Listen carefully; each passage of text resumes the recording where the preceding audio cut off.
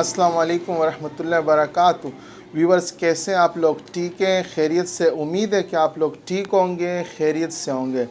अच्छा व्यूवर्स, इंसान का जो जिस्म है ना, इंसान की जो बॉडी है, वो अल्लाह पाक ने इस तरह से बनाई है कि हमें ख़ुद ही इंडिकेट करती है कि आपके अंदर कौन सा मर्ज़ सर उठा रहा है, मगर हम लोग जानते नहीं, हम लोग उसको इग्नोर करते हैं और आखिर वो मर्ज़ हमारे अंदर इतनी जगह बना लेता है, उसकी जड़ इतनी मज़बूत हो जाती है कि हम लोग गिर जाते हैं और हमारी डेथ वाक़या हो जाती है। अगर हम लोग शुरू से अपने अंदर जो हमारा मर्ज़ बढ़ रहा है, जड़ें अपनी मज़बूत बना रहा है, अगर हम लोग उसको जो है ना जजमेंट कर लें और उसको डायग्नोस कर लें, तो हम लोग फ़ौरन अपना इलाज कर लें और हम लोग फिर उस जो है ना मर्ज़ से बच सकते हैं।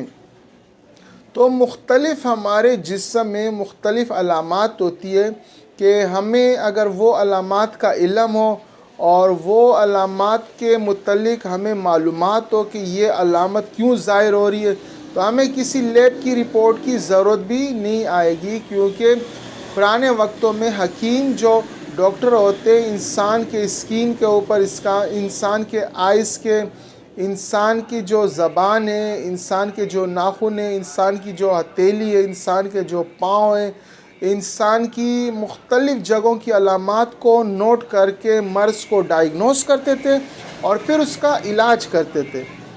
आजकल इल्म की कमी है और हम लोग मुख्तलिफ़ महंगे से महंगे रिपोर्टें करवाते हैं और फिर अपना इलाज स्टार्ट करते हैं। कुछ अलामात मैं आपसे शेयर करूंगा ताकि वो आप लोग उसको याद कर लें। फिर आप में अगर आपकी फैमिली में कोई ऐसी अलामत हो तो आपके इल्म में ये बात हो कि ये कौन सा मर्ज़ इसके अंदर उबल रहा है, कौन सा मर्ज़ अपनी जगह बना रहा है। तो देखें, अगर हमारे सीने के दाएं तरफ है दर्द, तो हमें पता है कि दाएं तरफ क्या है। बाएं तरफ दर्द होता है तो हमें इल्म होना चाहिए कि बाएं तरफ क्यों दर्द है। नाफ के दाएं तरफ दर्द है तो क्यों दर्द है, कौन सा मर्ज़ है जो कि नाफ के दाएं तरफ दर्द है। नाफ के बाएं तरफ दर्द है तो क्यों दर्द है। नाफ से ऊपर की तरफ दर्द है तो क्यों दर्द है। नाफ से नीचे दर्द है तो क्यों दर्द है। हमारे पाँव के ऊपर दाने बने हुए, हमारे पाँव के ऊपर सूजन है तो क्यों सूजन है। तो आप लोगों को इतनी मालूमात होनी चाहिए ताकि हम लोग उस मर्ज़ के अटैक से पहले ही जान जाएं कि ये कौन सा मर्ज़ हमारे अंदर सर उठा रहा है, ताकि हम लोग टाइम पे उसको नोट करें और टाइम पे अपना इलाज करें और एक बड़े हादसे से बच जाएं।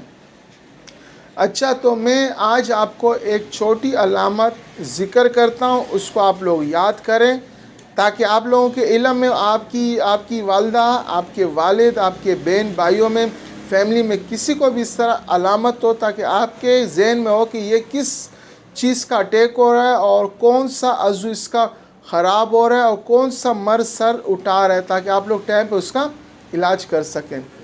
व्यूअर्स, पाँव के ऊपर अगर किसी भी इंसान के दाने निकलते हैं और उन दानों में ख़ारिश होती है और एक दाने से दूसरा दाना निकलता है, दूसरे से तीसरा दाना निकलता है, ऐसे छोटे बड़े दाने उसको पाँव के ऊपर निकलना स्टार्ट होते हैं और उस दाने में ख़ारिश होती है, मीठी मीठी ख़ारिश होती है और साथ में पाँव के ऊपर हल्की फुल्की सोजिश हो, वरम हो, तो आप जान जाएं कि ये जो है ना जिगर की अलामत है, हेपाटाइटिस की अलामत है। इस जो है ना बंदे को जिगर का आर्ज़ा लाइक है और जिगर का इलाज इसको ज़रूर करवाना चाहिए।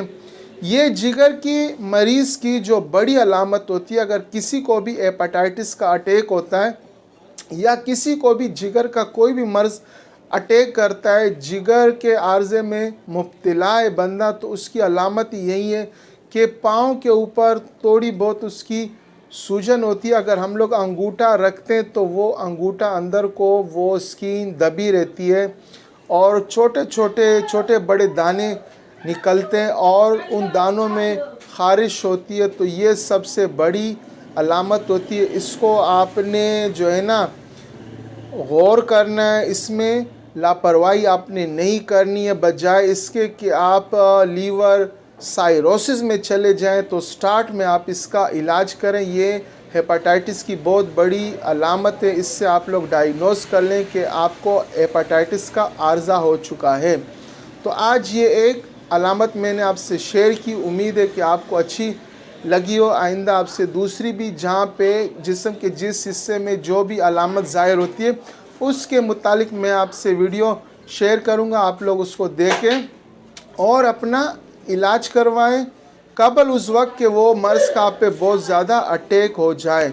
और जिगर में आपने जो है ना किसी अच्छे जिगर के स्पेशलिस्ट से, जो कि जिगर में वाकई माहिर हो, गैस्ट्रोलॉजिस्ट हो, उससे आपने रुजू करना है और जिगर का आपने इलाज करना है। और ऑयली चीज़ें जिगर को बहुत ज़्यादा नुकसान देती है और ज़्यादा तेज़ मिर्च, मसाले, फ़ास्ट फूड जिगर को नुकसान देती है और बादी चीज़ें जिस्म को नुकसान देती है और मीठी चीज़ें भी जिगर को नुकसान देती है। तो इन चीज़ों से आपने बचना है, ठीक है। जब तक के लिए नई वीडियो के साथ हाजिर होते हैं, अब तक के लिए इजाज़त। शुक्रिया फ़ी अमान अल्लाह हाफ़िज़।